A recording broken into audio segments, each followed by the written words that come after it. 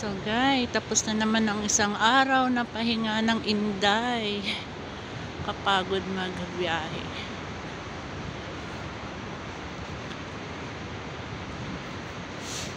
Ayan.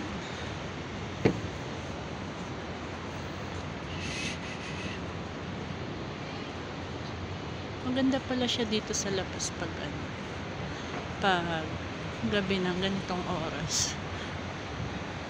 Naglalabasan yung highlights, mga lightning. Ayan, pauwi na ako. Sinadya ko talaga magpagabi kasi pag uwi ko ng maaga, utusan na naman nila akong magluto. Day off ng Inday. So dati kasi pag nagde-day off ako, nauwi talaga ako ng maaga kasi ang lamig nga. Hindi ko kaya yung lamig dito sa labas. Sa loob kasi kulang ako. Ayan, ganyan. Diba? Ganyan lang. Ayan. Ang lamig dito guys. Sabi nila nga March pa to eh. Ayan. Dito ako unang nag-day off.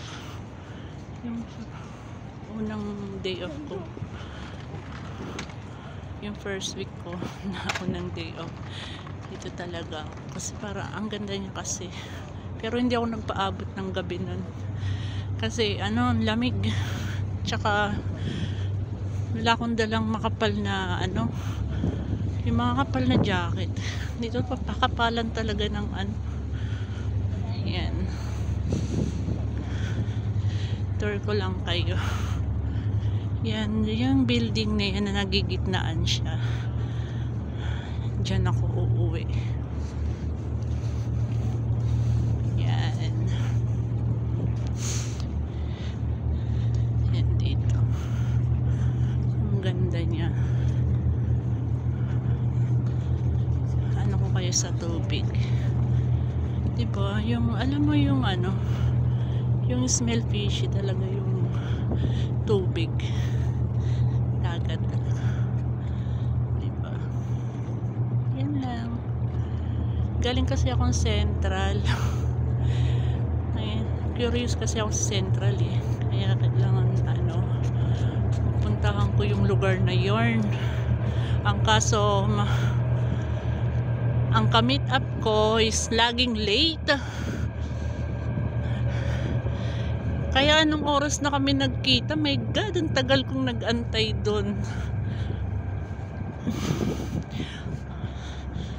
So alam ko na papunta doon. Dulo-dulo lang pala. Yung iba kasi kapag pupunta ka sa ibang lugar is may interchange pa siya.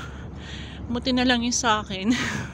Dulo-dulo. Yun yung pinaka-last na station, Central, and then last station din tong lugar na kung saan ako nagtatrabaho. Yun. Kaya parang ang bilis, madaling matuntun. Just hiningal ako. Tumaba na ako guys.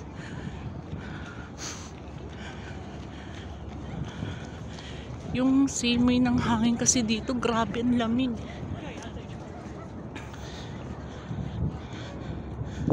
Sobra, ayun.